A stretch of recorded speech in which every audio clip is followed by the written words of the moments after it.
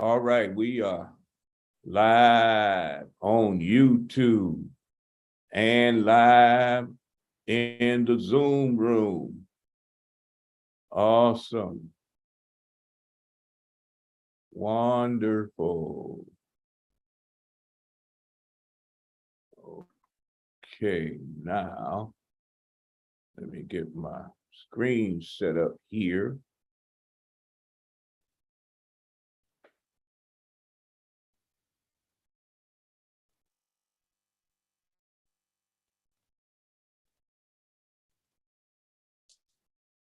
So, as you all know,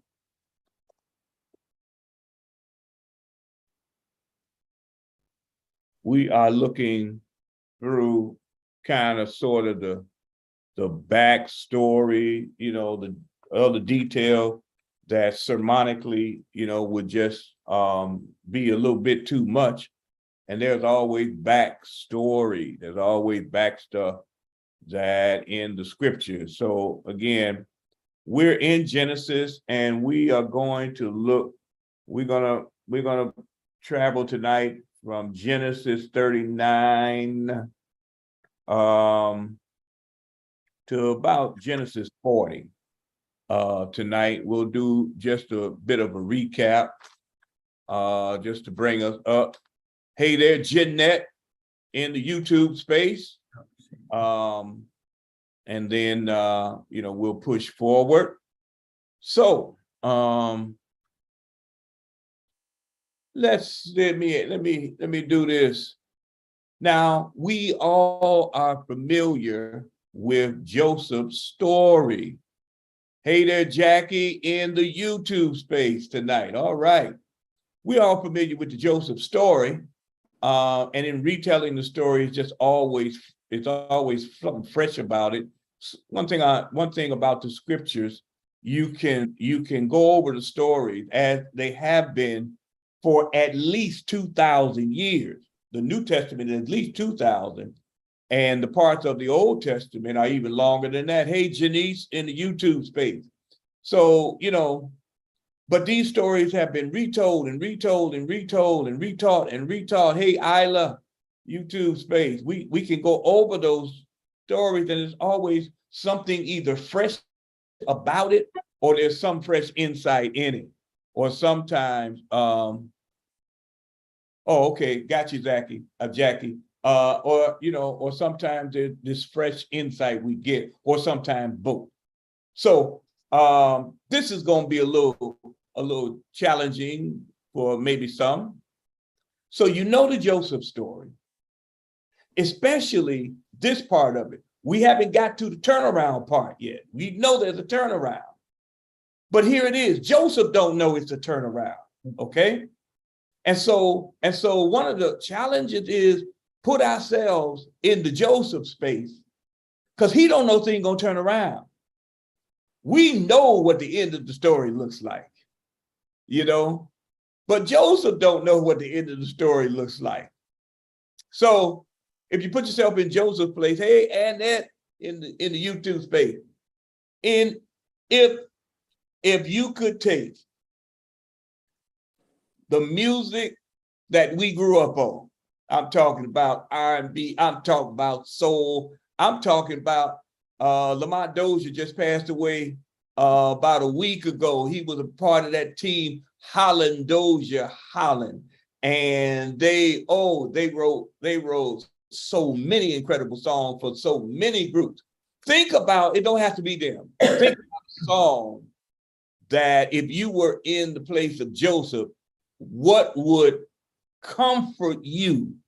It doesn't have to be a religious song. I know we would think of a religious song, but it ain't always religious songs that comfort me. It's some what we would call secular songs that in moments, what song either would comfort you, or what song can you think of that captures Joseph right up till now? He's going through, y'all.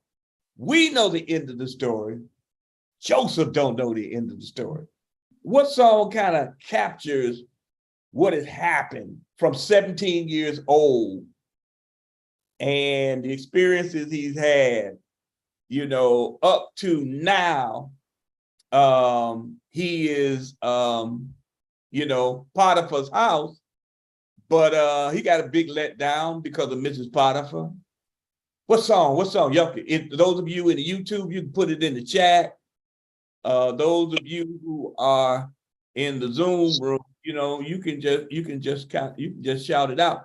What song capture the feeling that you feel about Joseph right now? His daddy, got some bad parenting, got the sibling rivalry going. His siblings are hating on him to the point that they contemplate killing him. And then they back up and then they decide they're going to drop him in a pit, y'all. And they sit back while he's crying and whimpering in the pit. They eat lunch. While I'm in a pit, and I don't know if y'all know, these pits, the pits are not shallow. It ain't like he can crawl his way out. He's down in the pit, and thank God there's no water in there. And they got him down there. And so, I see it, Kathleen. And then they sell him. They sell him for a few silver coins. They sell him. I see you, Jeanette. They sell him. And then he gets sold to Potiphar. And he gets sold to Potiphar.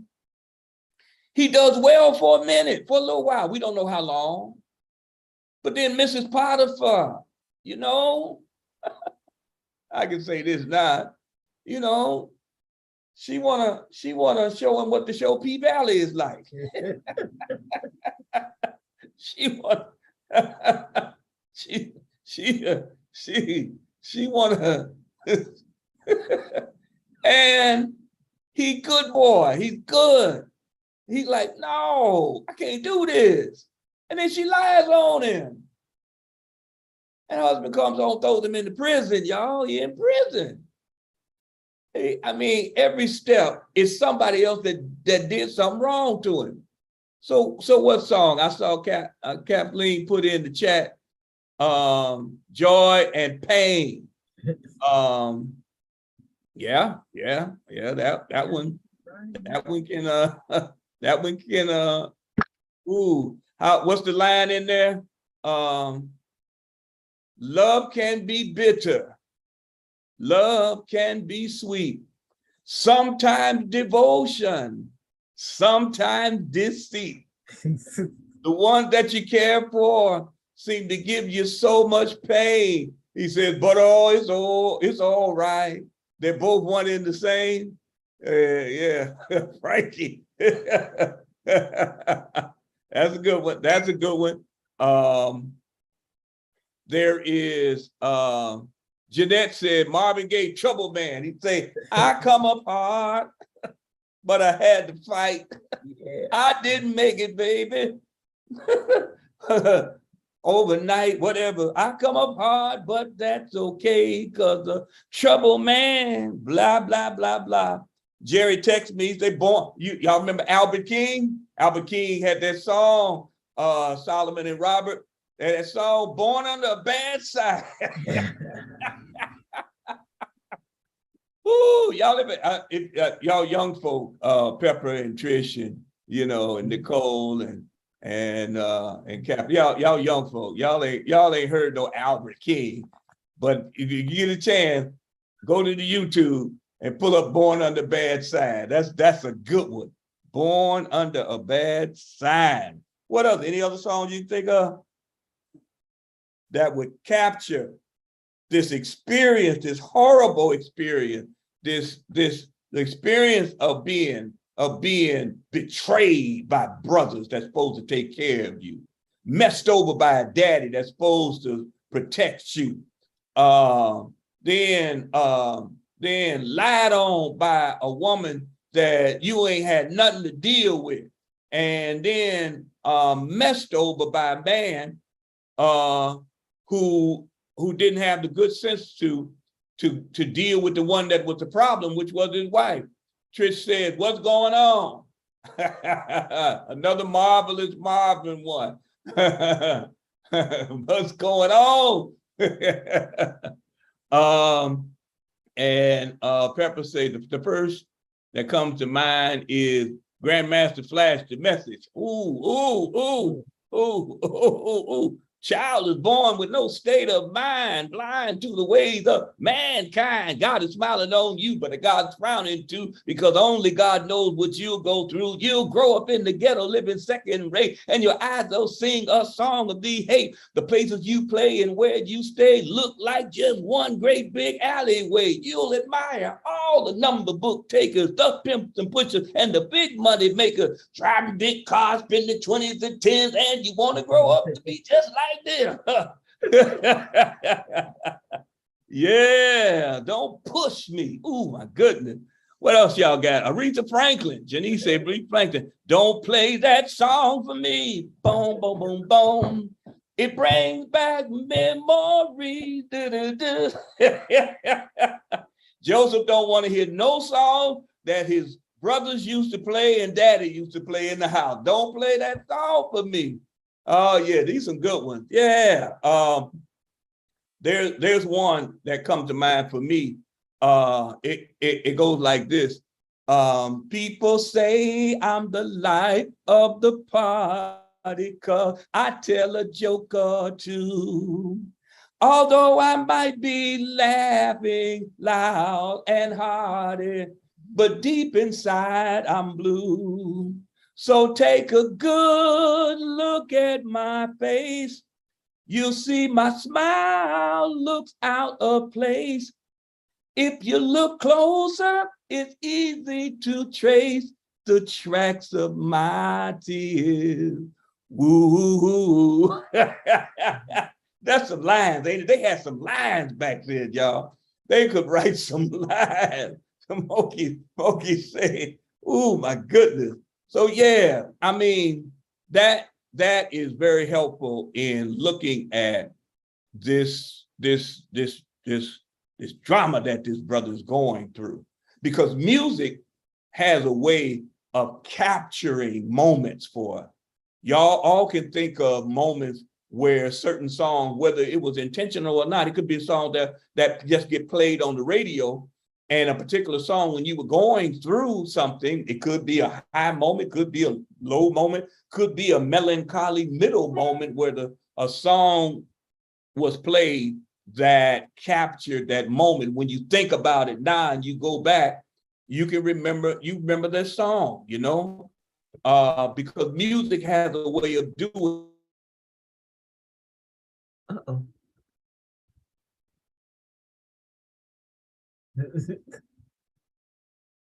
Oh, he's frozen. Yeah, okay, I thought it was just mine. Backstabbers. Oh my goodness.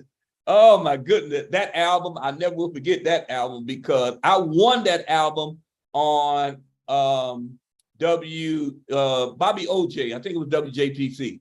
Mm-hmm. And you know, you would call in and I was never first. I would sit by the phone, call in, and was never first. But this particular time, I didn't halfway think this was gonna work. I just said, I'm gonna call in anyway. I call in, next thing I know, this dude pick up the phone. Who is calling on the phone? Because you just won the Backstabbers album by the OJs. I'm like, it's me.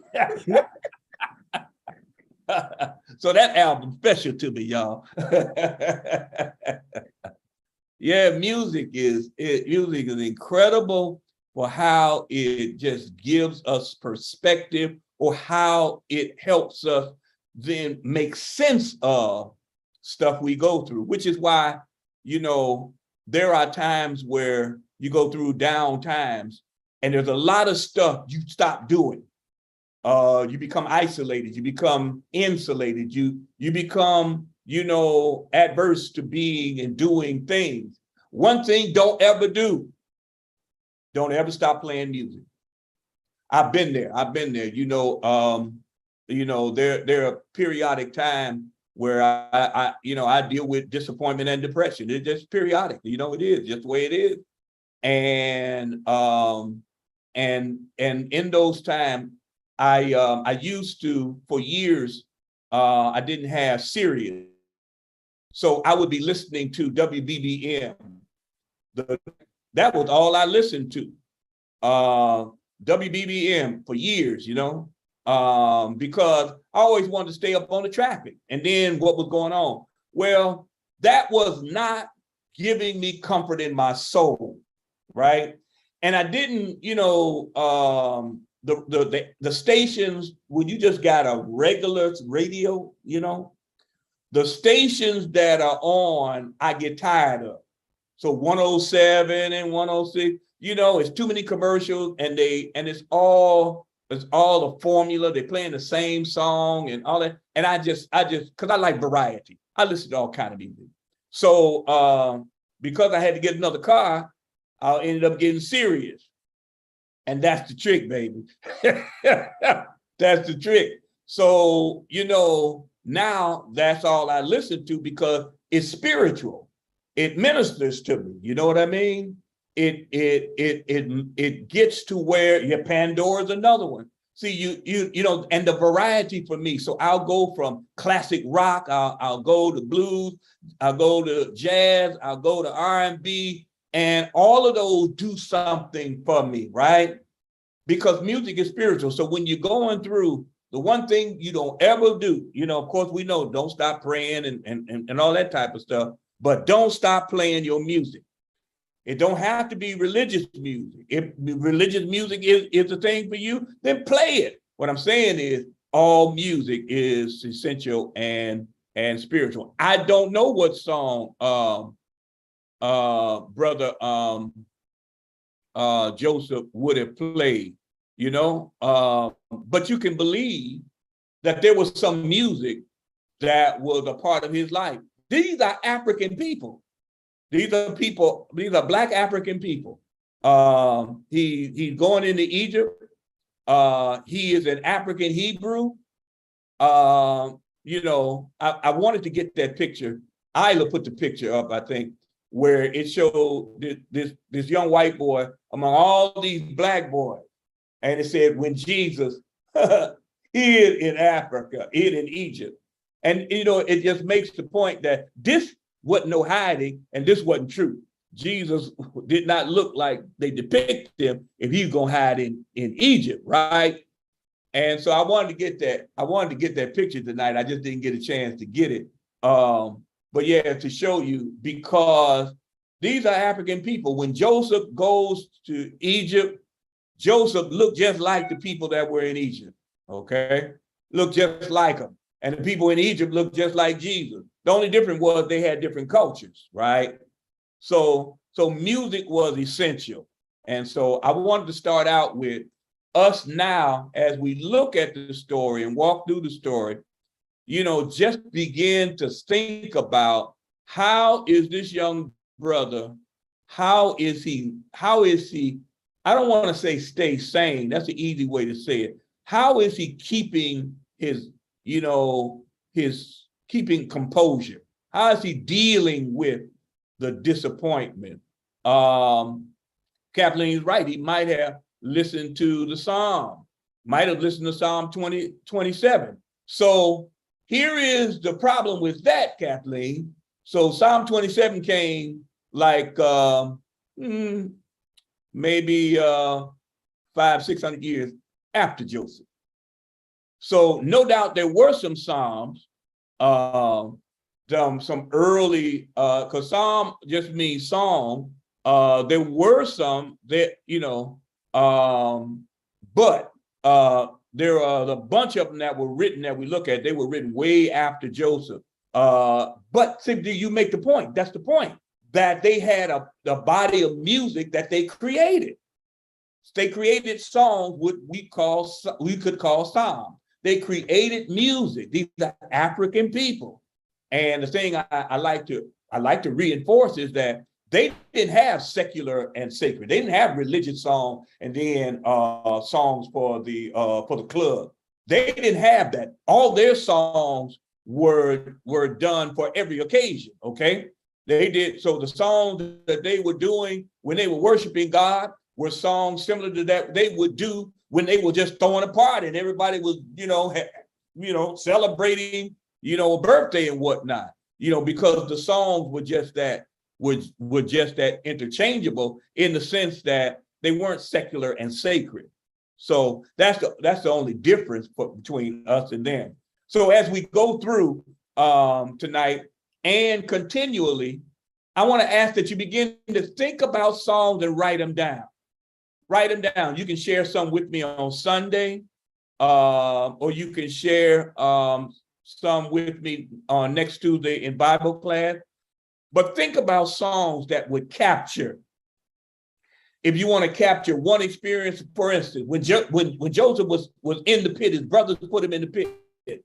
What song would come to mind when he's in that pit? One of the songs, it comes to mind because of how sad it is. It doesn't necessarily match up as far as the theme, but it matches up as far as the expression of experience. And y'all know Clarence Carter, right? Growing up, they would play Patches all day long. I like Patches, but Patches is one of the saddest songs you would ever hear in life. My old papa was a great old man. He did wonders with blah, blah, blah, blah. I mean, Patches, I'm depending on you, son. I've tried to do my best.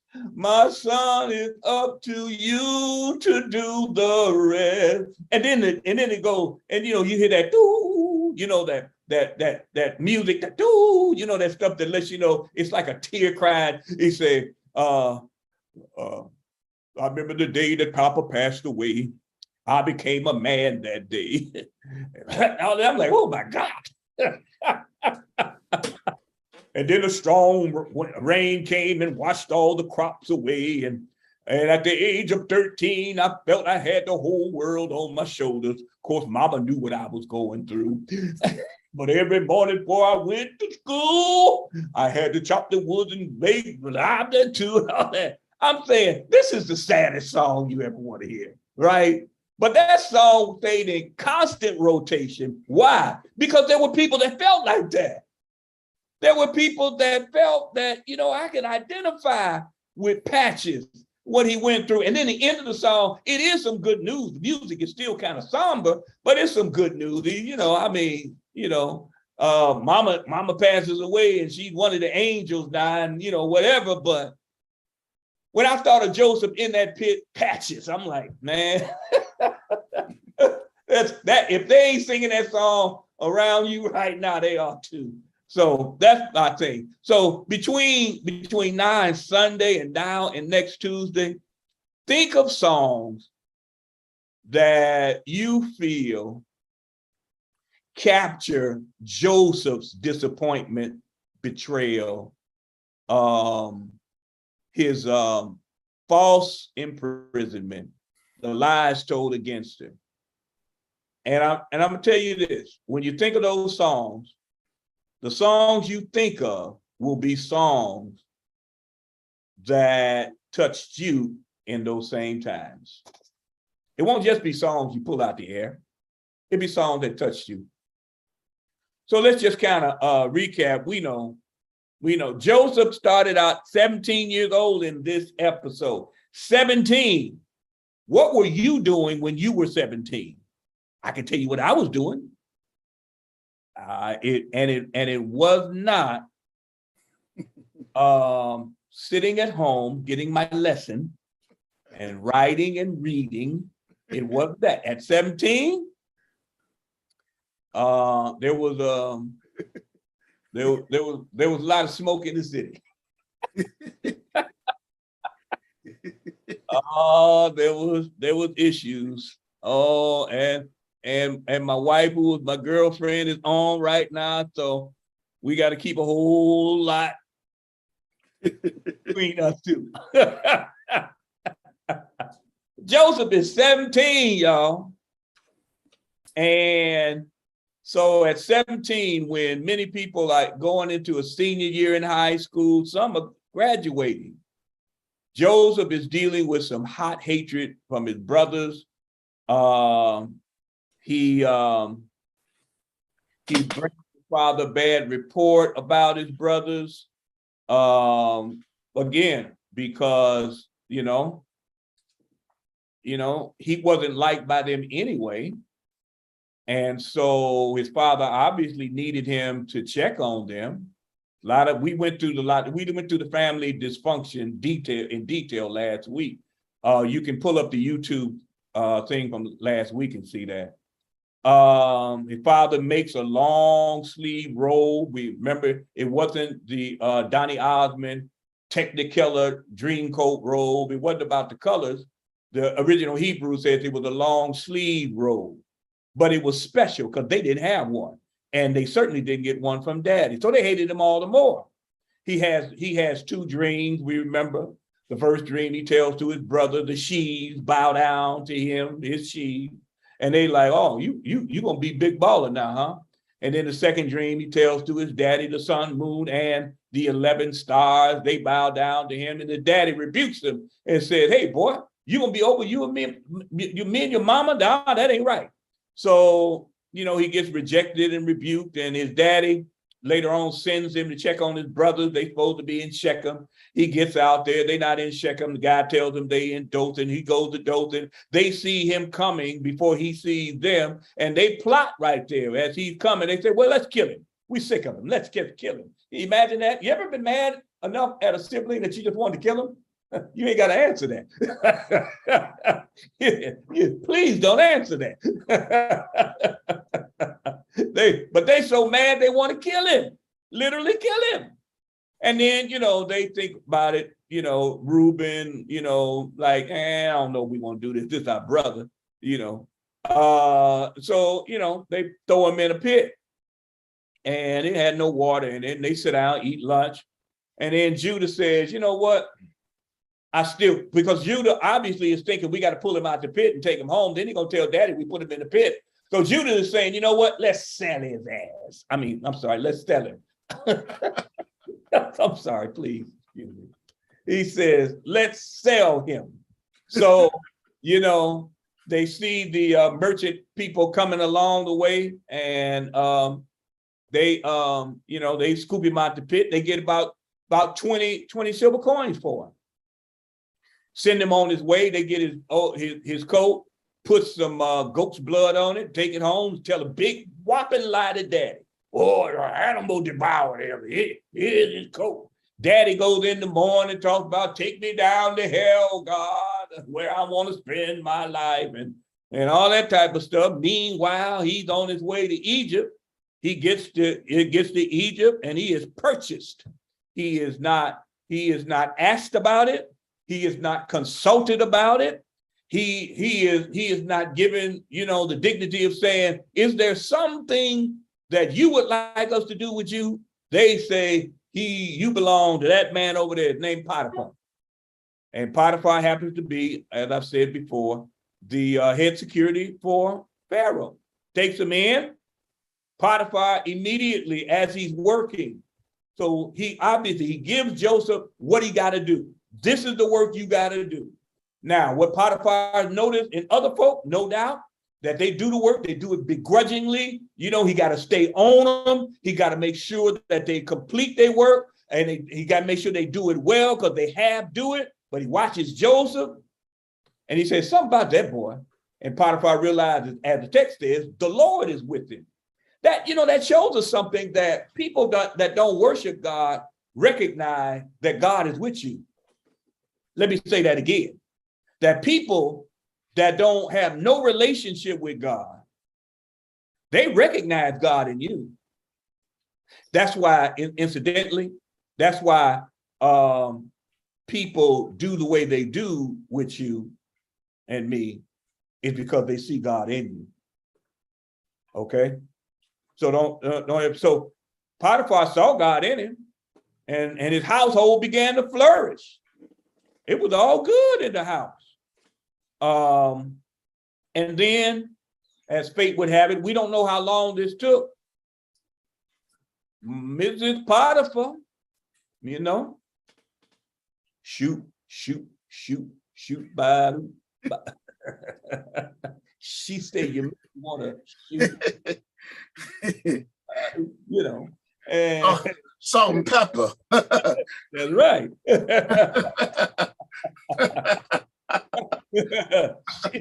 He said, I want you to push it real good. And so, you know, every day, it says every day, you know, Joseph come to do his work, you know, she whispering in his ear, you know, she hitting on him, she flirting with him, she trying to coax him, you know. She probably sound like Sylvia. She want to pillow talk with him. Yeah, I don't know, you know. But he avoids her, he avoids her. And so, but one day, and I believe because it's open to that, we don't know. I believe she sent all the other servants away.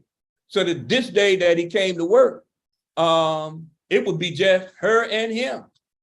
And so, my man gets to work, ain't no other servants around, I don't know if he got suspicious right off, but he found out. She said, oh, I love to walk down the long street hand in hand. Oh, she getting that Jill Scott. Let's take a long walk on the dark. We could smoke a tree or what,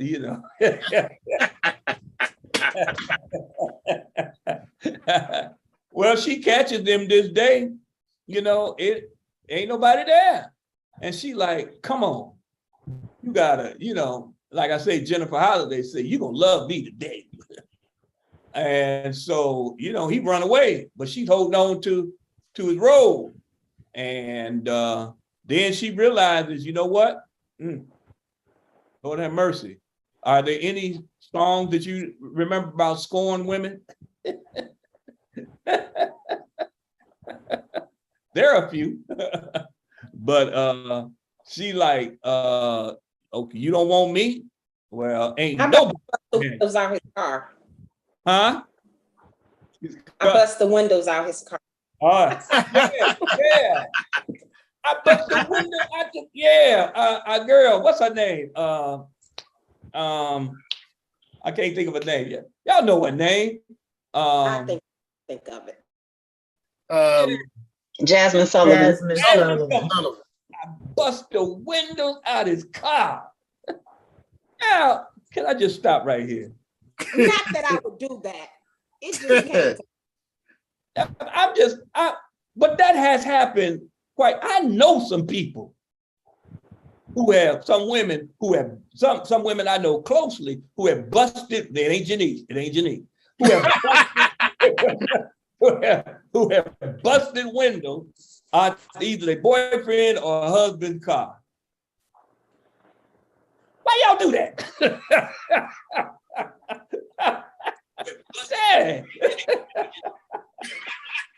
All right. We'll go. Well, I'm But gonna say so that's not how I roll. The car didn't do nothing to me, so that wouldn't be me. With the window, that's question my is, point. Yeah. The car ain't do nothing. That dude did something. Thank you for that. The car didn't do nothing. Huh? Thank you. That's dangerous. It's not what she says, it's what she didn't say. Right. In the YouTube space, Thomas Dixon says he has been a victim. Yeah, there are probably a few other people. And Isla said they do it because it hurts. Yeah, you're right about that. Bust the man's wheels. I mean, I know some folks close to me, they slashed tires. They slashed them tires. I'm like, oh my God, you know how much tires cost? Isla said she was an accomplice. Yeah, this is real life. So Mrs. Potiphar, she tells this big lie. Might as well bust the windows out of his car, slash his tire. She goes tell the whole household first. You know why she did that? Why did she tell the whole household first?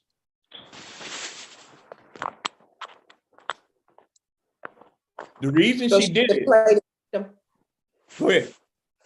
Go ahead. I couldn't hear it, Trish. So she could play the victim. Cover her tracks. Yeah. She needed witnesses. See, the process is different from now. So for her to make this thing stick, she had to have witnesses. So she goes in with the role. That guy, my husband hired, he looked like blah, blah, blah. Now, naturally, these are servants. They go like, yeah. So by the time the husband gets home, it's as if there's a crowd that is against Joseph. And so Potiphar throws him in prison. And as you know, as I pointed out Sunday, here is the thing about this episode and what it is teaching us. Okay. That it is in its truest sense, it's talking about a person that has been done wrong multiple times.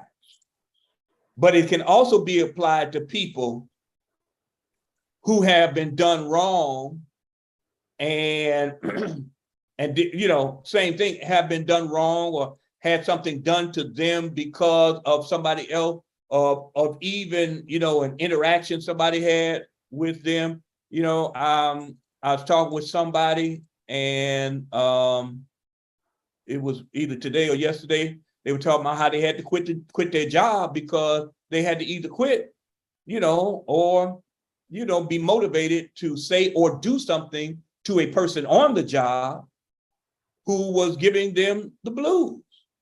And so they said, I had to quit, because I couldn't take it no more. Nobody was going to do nothing about it. And I'm not going to let nobody disrespect me. Next time they did it, I'm going to say something and put my hands on them. So, the scripture applies that we have all been there. And the first lesson in it is that life can knock the life out of you, but the Lord is still with you. I think that's extremely important, because when he gets into prison, the narrator hurries up and says, the Lord is still with him. When he gets to Potiphar's house, it says the Lord was with Joseph. But then when it gets down to he's in prison, it says the Lord was still with him. Khadijah says, how about the song, Good Morning? Ooh, Diana Ross. Good morning, heartache. Oh my God. You see, that's how some people have been able to get up in the morning. It's like heartache is my companion, so I might as well make friends with it. So good morning, heartache. Where you been? How you been? You get that? There's, there are a lot of people, on this space and in other spaces. And so, the Lord is still with him. Even when heartache is with you, even when your constant companion is disappointment, even when the figure that's dogging your trails is depression, is fear, the Lord is with you. Even when you're worried and you're afraid and you don't want to tell nobody, especially in the church, because church folk are going to say the normal thing, perfect love casts out fear, fear and faith can't exist together. And they're going to say those things and they're cute, but they don't help you. Okay. All of this is a process. And the folk that say it, oftentimes they are the victims of it also. But when those things you are dealing with, when you're dealing with this uncertainty, when your means of support has crumbled beneath you, the Lord is still with you. Now, the Lord ain't with you. The Lord may not be with you like you want, because you didn't want that to happen at all, right? Why didn't you keep it from happening? What it also shows then is that God does not do a lot of interfering in the episodes of our life to stop stuff. Not that God can't do it, but whatever God's reason is. So you get people that say, why didn't God stop? There were some people in Chicago near where I used to live. We used to live near this area, and a car just hit the folk. They were standing on the bus stop, and a couple of them died and whatnot. People have said, why didn't God stop that? Well, one is not God's fault. That's the people's fault. And this is a whole discussion that is very difficult to have. And some of us right now will do that or have done that or are still doing it. Why didn't God keep this from happening to me? The narrator of this text says God was still with Joseph. Jesus said, I will never leave you or forsake you. I was saying Sunday how God works through orchestrating even the negative in our life. The scripture in Romans, all things work together for the good of them that love the Lord and who are called according to his purpose. So in other words, God is like a weaver, weaving things that are negative and positive together for a purpose, okay? And so this thought, the Lord was with Joseph, is essential for us to remember. The Lord is with him. The Lord is also expecting him to do some things. The tendency would be to say, I can't do nothing else. I'm done with it. Here I'm in this prison. Now I just got to wait on when you gonna get me out. Okay, I was in the house. I tried to work my heart out and do the best I could, but now I'm in prison. I ain't doing nothing. I can't do nothing. Some things Joseph got to do. And so first lesson is that life can knock the life out of you, but the Lord is still with you. While he's in prison, it says the Lord is with him and he finds favor with the chief jailer. Whatever Joseph did, the chief jailer didn't even watch it. Look at the text. So now what is it that Joseph could have been doing? What kind of responsibilities could he have had? Think about this. Yeah, it could have been some custodial stuff where he had to clean up and things like that. But when this says whatever he did, it's insinuating something else, y'all. Okay, I'm gonna give you a hint. Well, they still putting songs. Jesus Saves, Marvin Wine and Sister Debbie. Yep. And Stand, When You've Done All You Can. What is it Joseph could have been doing in that prison? Now, I don't think the chief jailer is going to walk behind him to make sure he's swept up. I don't think that's a role, a job that he would even think about micromanaging Joseph on.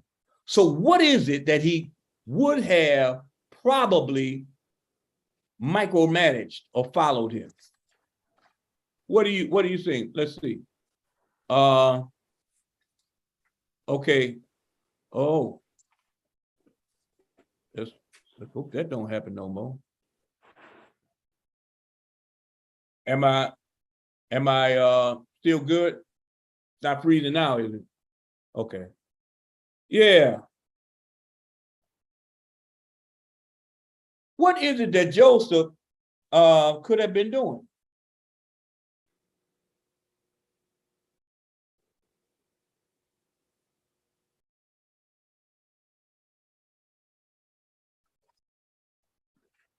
I'm gonna reach far, and I'm gonna Reach, say reach.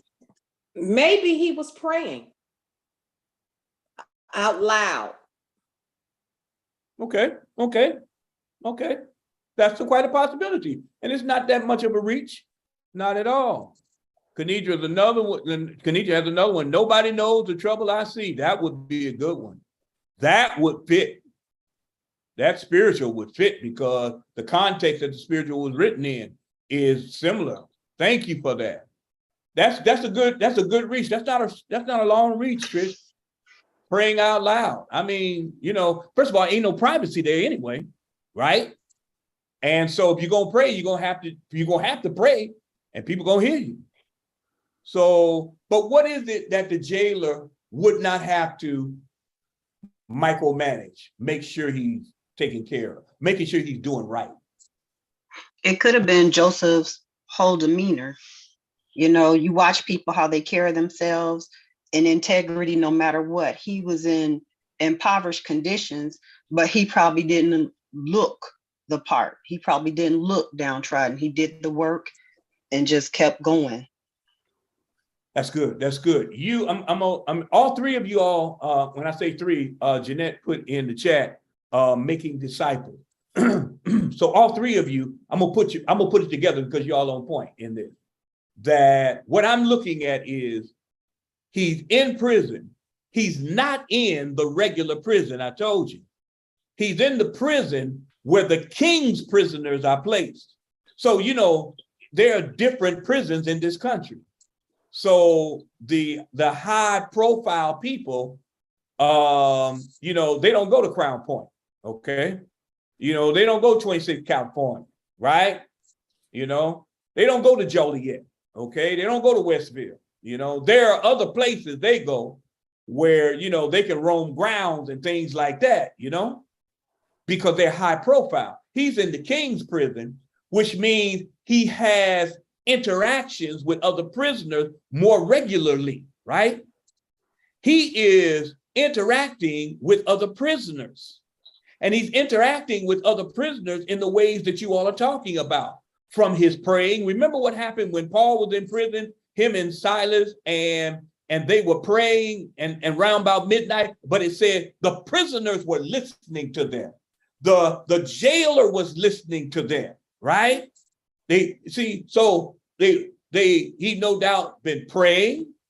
He no doubt has carried a demeanor that would give the chief jailer the understanding that he has integrity. That, in other words, I can trust him to not monk things up. And then, as Jeanette said, making disciples, he is ministering to other prisoners in these difficult moments. Now, how can you come up with that, Pastor? I'm glad y'all asked that. Y'all didn't even know you were going to ask that, but you asked that. Because here it is.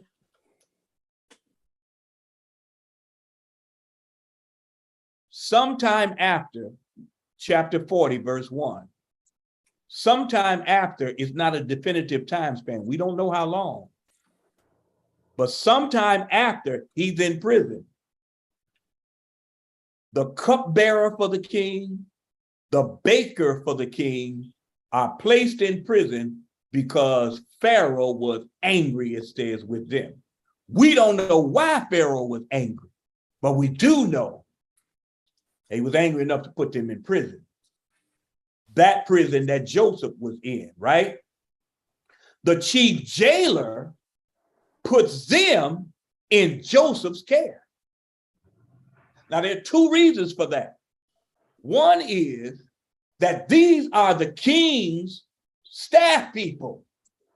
So even though he's angry with them and they in prison, nothing better happened to them. Okay? In other words, king angry with them, but he put them in his prison.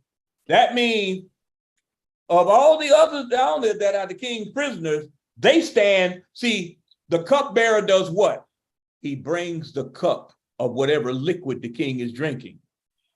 And oftentimes he has to taste it first in front of the king. And then the king says, it's all right, I'll go on. The baker is the one that brings him his donuts and, you know, his wheat muffin, you know, and his bagel and, you know, and his croissant, you know, and all those things. And so oftentimes he got to take a little bite. And the king said, yeah, I got sweet too. So the cupbearer is giving him his coffee. The baker is giving him his donut. They are the closest to the king that you can get other than the security personnel, Potiphar. If anybody wants the king dead, that's where it will happen. So that's a sensitive position. And they are now in jail. For some reason, they made the king angry. So the chief jailer ain't no fool. He say, I ain't gonna let anything happen to them. And then the king changed his mind and say, you know what, I need my cupbearer. Come on out here. And the chief jailer got to say, oh man, some dude busted him upside the head. he ain't doing too well. Then the jailer gonna be the one in prison. I mean, not just in there as a official, he gonna be in there as an inmate. So that's right, Myra, they were the king's property. So first of all, he puts Joseph to care for them because he can trust Joseph. Because Joseph has taken care of other prisoners, right? He hasn't tried to make them prisoners. Joseph has ministered to them in the prison so that their time is being occupied in a way that will be, you know, what is the word I'm looking for? The word that is helpful, a word that they're spending their time in a way that will keep them occupied and productive. That's the word I'm looking for. And Joseph has been doing that, which is why the chief jailer said, I ain't got to worry about him. But then when they get put down there, he says, I need you to do that. So first of all, Joseph is in charge of them because these are the king's prisoners. But second of all, because of his integrity with ministering to people. He is a servant. What did Joseph do for his daddy? What was his job? Watched his brothers. Oh, well, that was one job. That was the outgrowth. But when you read the beginning of it, he was a shepherd. Oh, okay. Along with his brothers, he was a shepherd. In scripture, the people that get most of the prominence have been shepherds. And why is that? Because shepherds take care of other people's property. And they have to take care of them. And sheep are more than just a thing. Sheep are not a cell phone. Sheep are not your laptop. Sheep are not, you know, the stuff you put on your dinner table.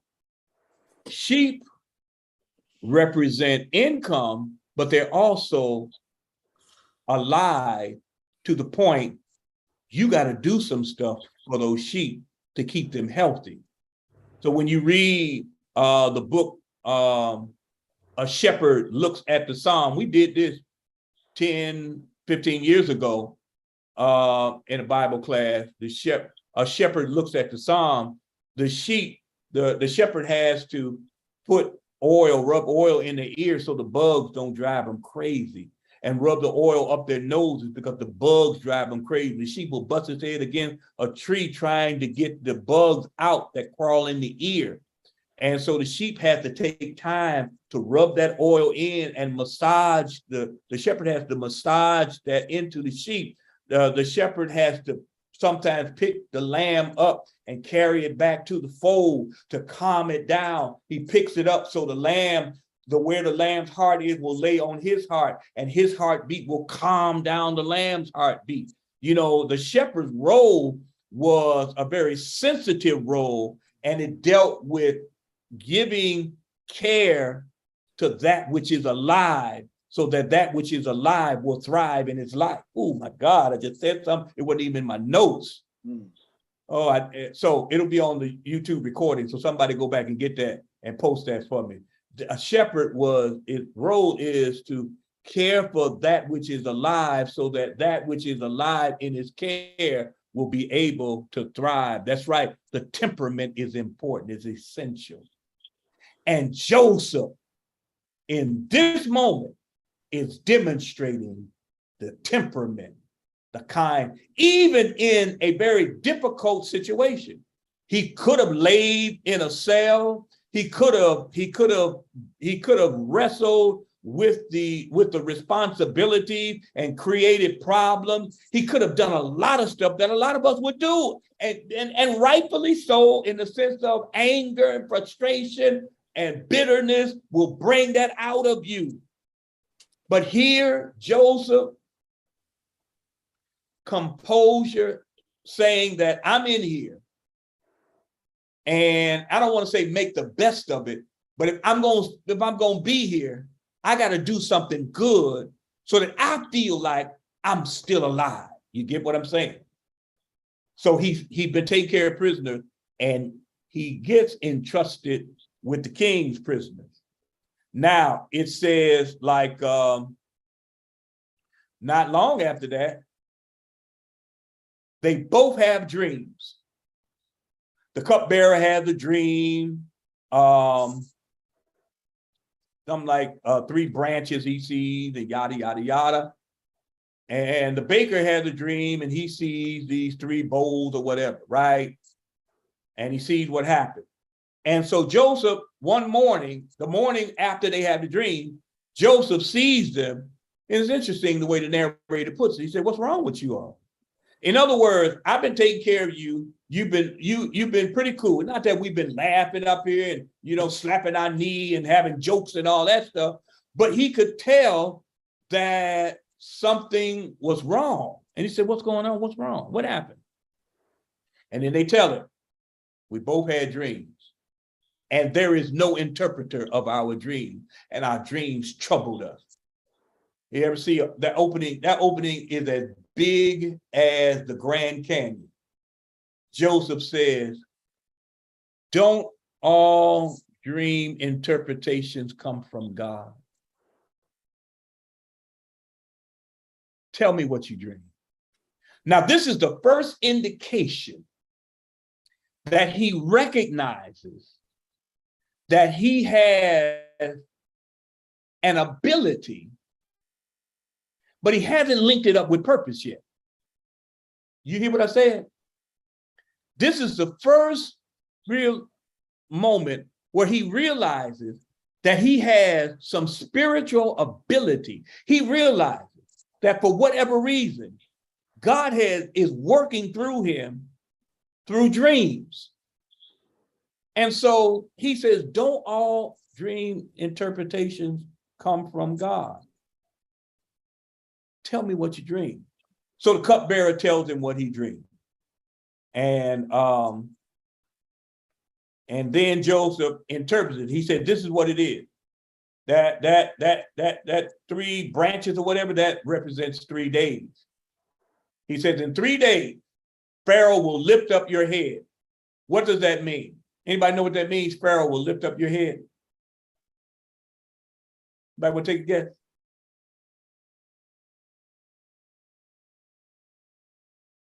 Release him from what the king is holding him for. Yeah. You on it. It is in 3 days, he's gonna go before Pharaoh. When you go before Pharaoh, you gotta bow. And so you bow until Pharaoh says, "Raise up." So when he bows, what Joseph is saying, Pharaoh's gonna take your chin and lift up your head so that you can stand up. And he says he's gonna reinstate you to being the cupbearer. But this is what Joseph says to him. He asked him, he says, "Now, remember me when you get in front of Pharaoh." He said, "Help me get out of here." He said, "I was stolen from my homeland. I was wrongly imprisoned here. Please." Cupbearers, you know, obviously said, oh, cool. So then the baker tells him his dream. It was like 3 bowls and something of them, birds eat out of the bowls, whatever. The fact of the matter is, he tells him that represented 3 days also. In 3 days, Pharaoh is going to raise up your head and he's going to take your head. And birds are going to eat out of your head. You know, every time I read that, I try to ask myself, how could you lie to this guy? How could you figure out a lie to not tell him the truth? Because, you know, one of the responses is, you know, I wouldn't want to tell somebody that truth is a bit too hard, but it's true. You're supposed to tell the truth, right? How many of y'all would try to figure out a way not to tell it? Here you interpret his dream. Anybody honest who will be honest and say, I will try to figure out a way not to tell him that bad news. But Pastor, Yeah. I think he told the truth because he was trying to make them believe, to know that his interpretations were coming from God. Oh, so yeah. if he didn't tell them the truth, then what would they think of God? You're right. You're so right. He did that. I was talking about, you know, I would find it difficult to do that. And maybe Joseph did. I'm not saying he didn't have a difficult time, but he tells them the truth. He said, yep, he's gonna take your head. And guess what?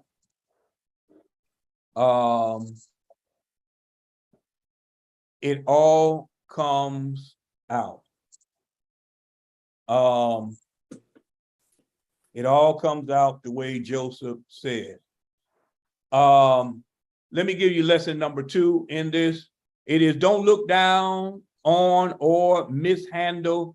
This goes to what you were saying, Trish. Don't look down on or mishandle the influence, the impact, and the inspiration you provide in unpopular circumstances, because they just might be preparation for your elevation to a place of higher popularity and prominence. So in other words, serving in this prison and yes, telling the truth about these dreams in some ways are preparation for him. And if he didn't go around and take care of the prisoner, the chief jailer would have not put his trust in him. That would have hindered him in what God had already worked out. You see what I mean? God, here it is. God is the God that sees around corners. Thomas Dixon says, I would have had a difficult time telling him the truth also. Thank you, my brother. Yes, sir. Not that we would not have done it, it would have been difficult, you know?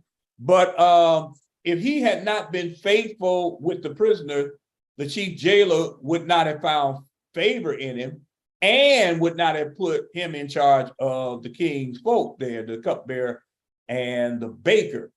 And so oftentimes, because we have been wrong or feel wrong, or somebody else gets the popularity, gets the name call, seems to get the attention, then we decide either we're going to have to do something or we're not going to do it at all, right? And so the lesson of this part is don't look down on or mishandle the influence, impact, and inspiration you provide in unpopular circumstances, because they just might be the preparation for your elevation to a place of higher popularity and prominence. Okay? You never know. You just never know. In other words, do good no matter what the circumstance, right? Have integrity to do what is required of you no matter who's around, you know? I saw a quote that said, I am not concerned with what you do in front of me. I am concerned with what you do when I am not around, because what that represents is integrity. I'm sure, Jackie, as you were working in that position, that was key. It's not what people did in front of your face. It's what they did when you were out of the office, you know? That showed what kind of integrity they had. And that's what integrity is. It's not what I do in front of your face. It's what I do when you're not around. Am I faithful? Am I loyal? Am I dutiful? Am I responsible? Am I dependable? Do I do what I'm supposed to do in the way I'm supposed to do it when nobody's around? And so that's the second, that was the second lesson to this. And I'm gonna give the third lesson in a minute, but let me give a pause if you don't mind. I have just said something in this that kind of runs by us. I have just went over the rule of threes. Anybody hear me mention the rule of threes? This is a technique. It is ancient. First of all, Africans developed it. The rule of threes. The rule of threes says this, that it is a writing principle that says that a trio of either events, characters, words, phrases, lines, or points in a sermon, Thomas Dixon, is more humorous, effective, and can be remembered more easily than any of the other numbers. It brings together brevity and rhythm. There's something about the rhythm of 1, 2, 3. It's short, but there's a rhythm to it. And so there are examples that we all know. And this is the reason why they are in threes. Three Little Pigs story. It's easy for children to remember, and it doesn't have to be a long story. The Three Bears, Three Billy Goats Gruff, Three Musketeers. The slogans are written in a way that you can remember them. And Mike, you can think of songwriters that link these together. So slogans like love, peace, and soul. These things are catchy. They get in your spirit. Remember, stop, drop, and roll.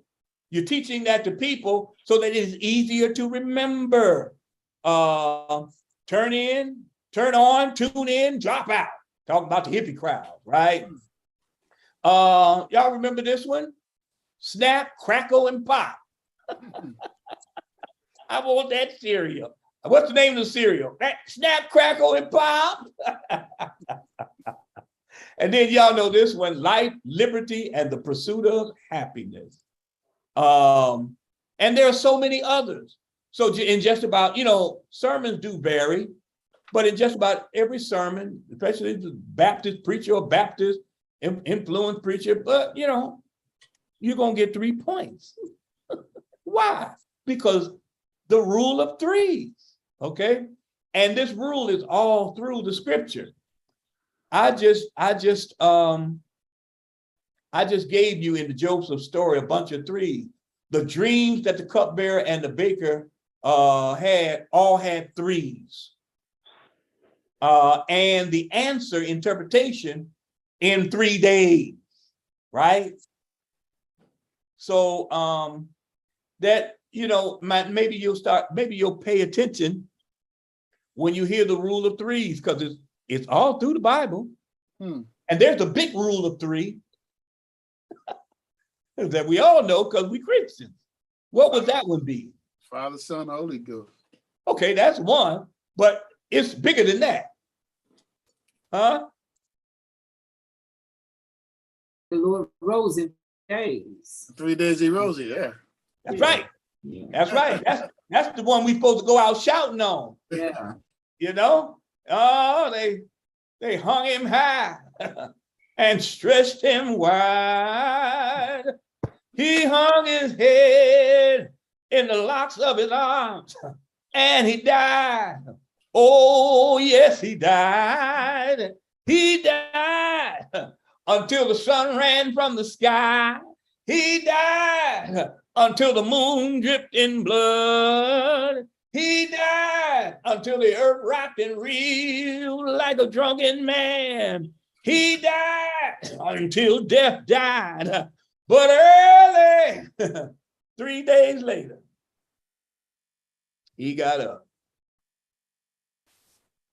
Rule of threes. That's true though.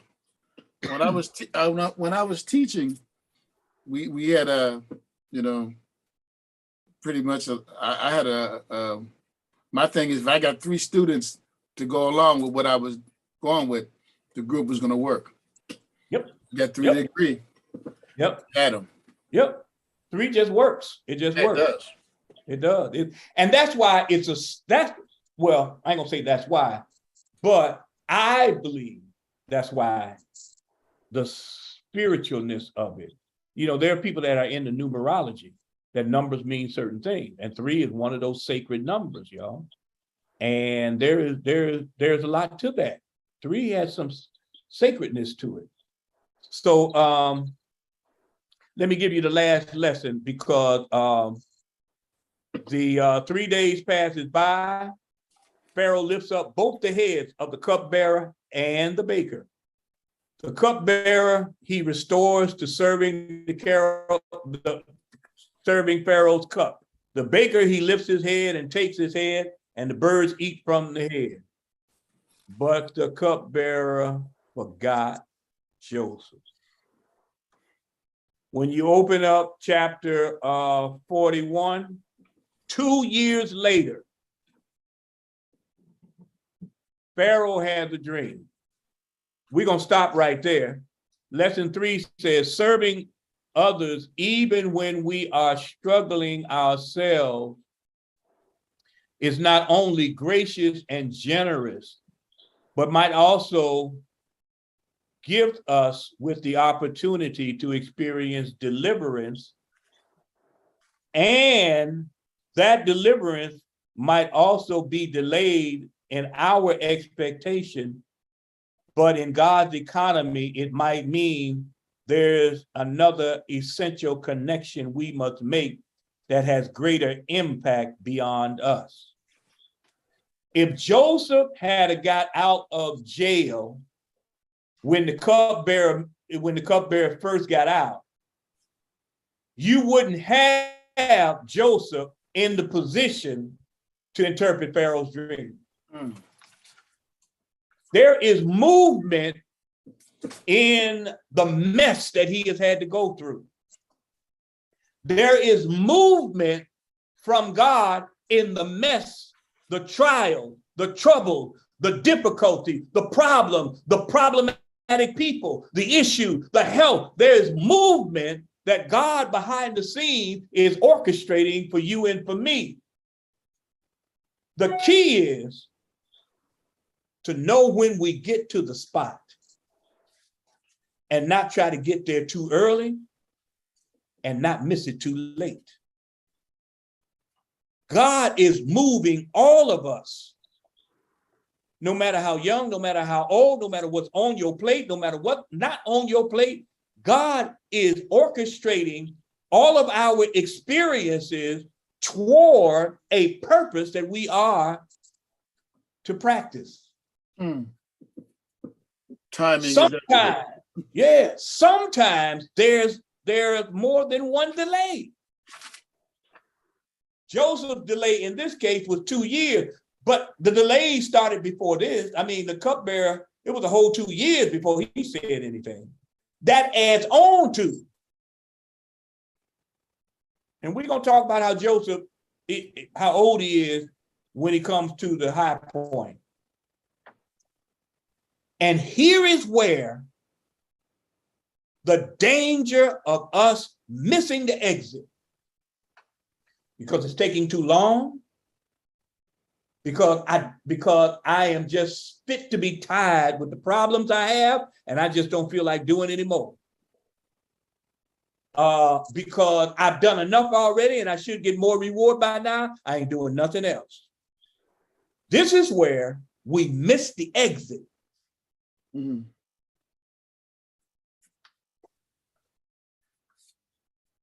And we miss the elevation.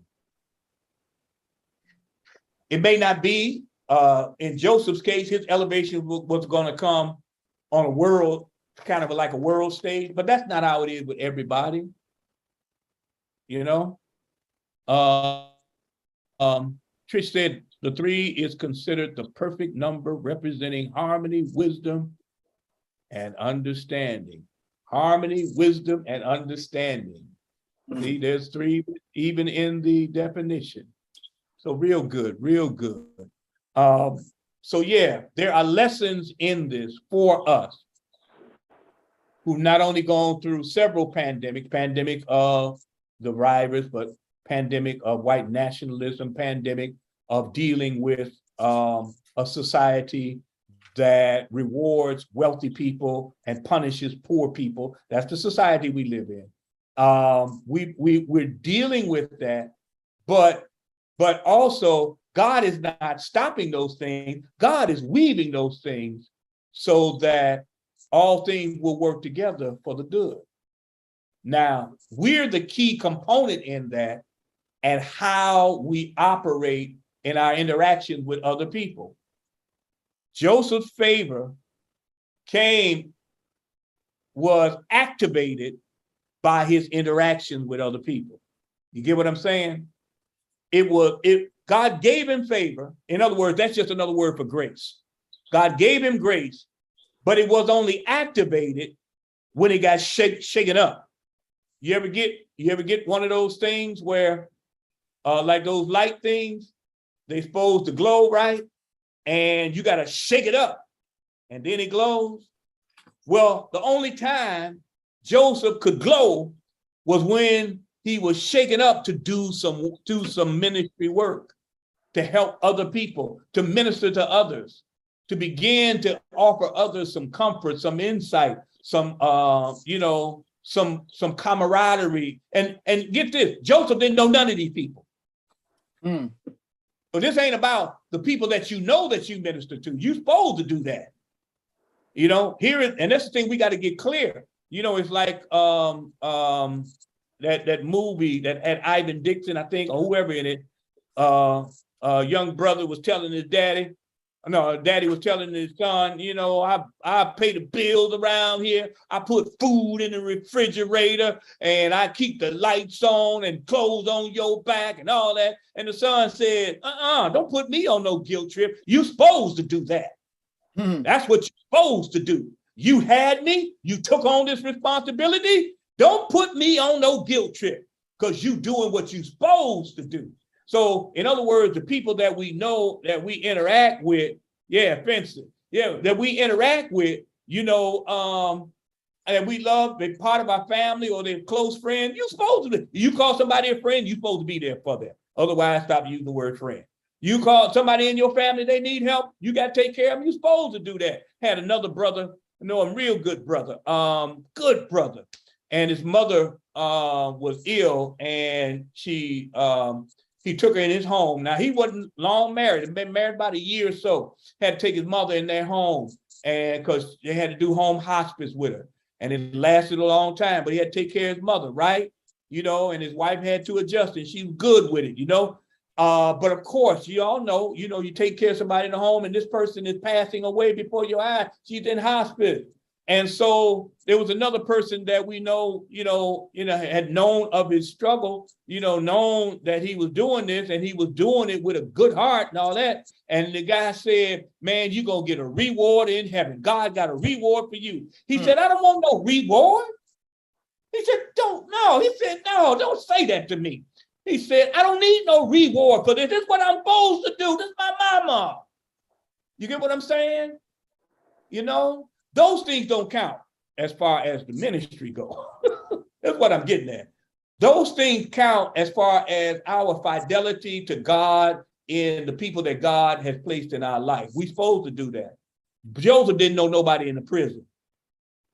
He didn't know the jail guard. He didn't know nobody in Egypt. But yet he set about trying to be a good person to those people. And you can bet that there were people hard to deal with. You can bet that there were people that say, you're a Hebrew. Get out of here. I want no Hebrew around me. You can bet that Joseph had to deal with that. But what the text says, his integrity, his temperament were consistent in trying to help. If they didn't want to help, he didn't try to have no argument with them and say, you know, oh, no, look, no good, nobody, you don't know when somebody trying to help you. No, he just went on and helped as many as he could. And if that person who rejected him asked him for help later on because he saw better, then he would do that. You see what I mean? That's you can't teach that. That's just something that you got to have because you just believe you got to present the best version of yourself wherever you are. And it doesn't mean that you don't have the struggle of disappointment and frustration. It just means that you override them to do what needs to be done. So, any final comments or anything in the chat y'all want to say? Y'all want an observation? I hope it's been meaningful. I'm enjoying the series. It's supposed to be a 3-part series. It might be a little more if we keep going like this, because there's so much more that, you know, that can be added, but we'll see. Any comments?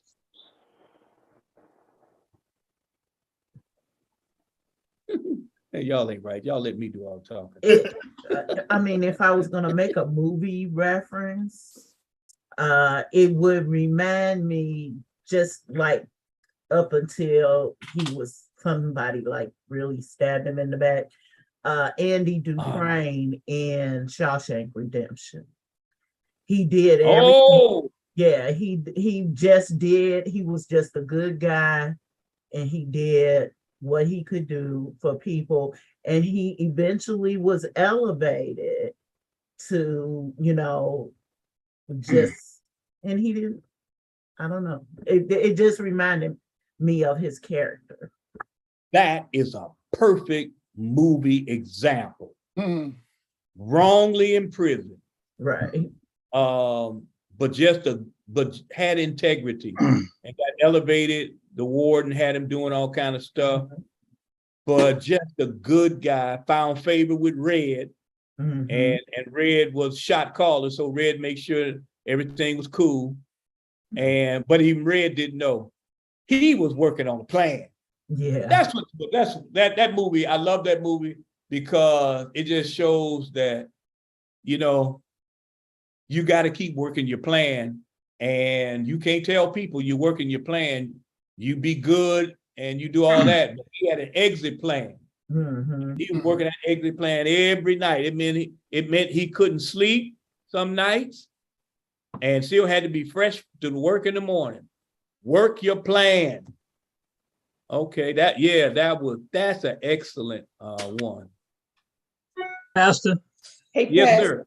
Robert Oh. Gordon, I know it got read up here. That's why I didn't say anything, but I had to remind you men that women know the cars are your first love.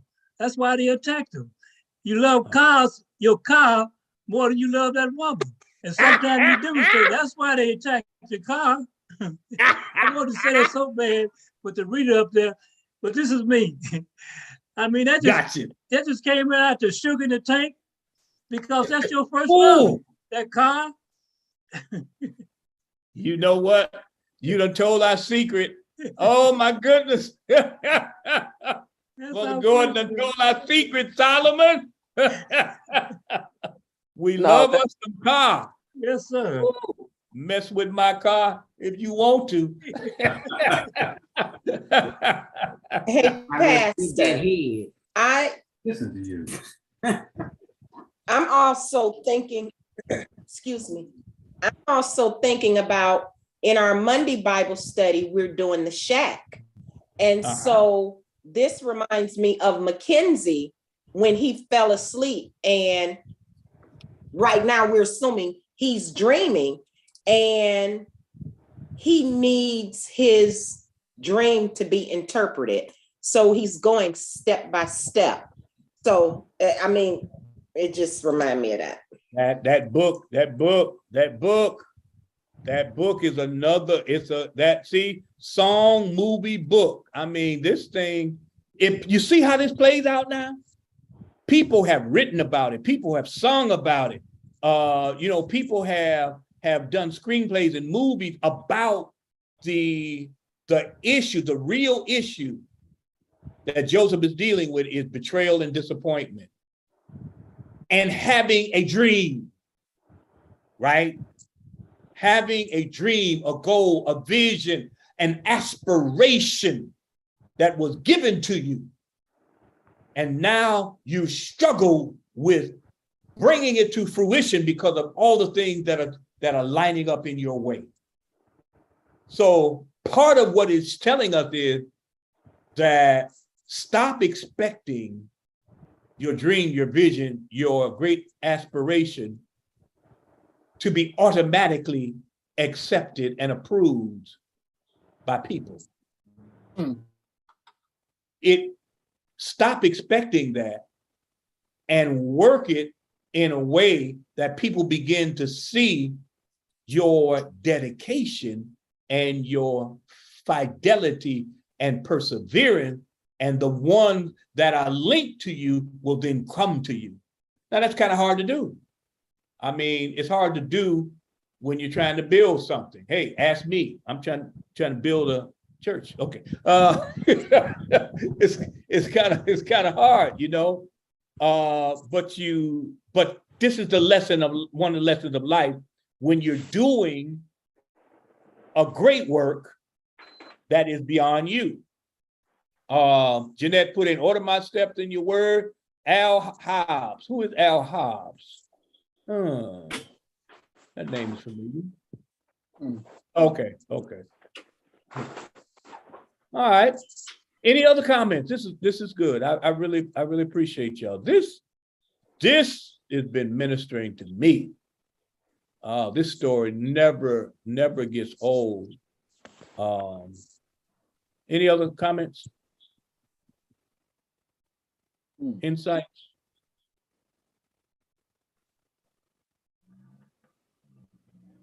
Pastor, I was thinking about Joseph, that no matter what job he had, he always did the best that he could.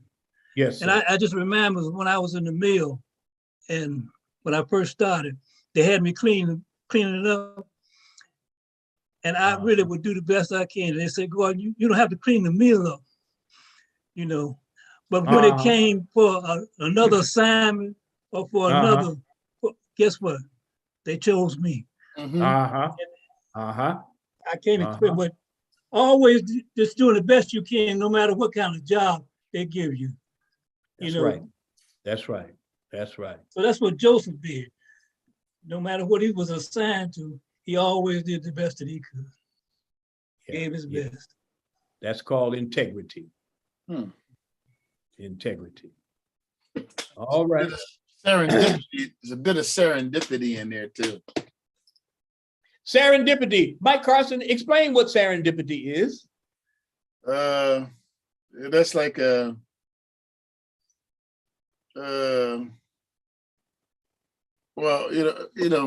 that's like when you think something bad is going down and you find out, oh man, this is better than I thought it would. We think something bad is gonna happen when you do something and something looks like the worst thing could have happens, but it turns out to be the better than what you were looking for. Right. You get a surprise. You do something you expect it to go down, and next thing you know, you end up coming up with a surprise jewel, and you had a serendipity. That's a blessing. Yeah. Yep. There are serendipities for all of y'all. I don't know where it is, but there's serendipities for all of y'all for being online tonight. Just make sure you share the testimony. All right, everybody. Love you and thank you so much. We're gonna sign off right now. Night. So, Thank you. Yeah, thank you. Good Bible story. In Jesus' name. Yes. Amen. Awesome class. Thank you, Pastor. Awesome. It was. Thank you. Yes, indeed. Good night, everyone. Good night. Yeah. Nah. Pleasant dreams.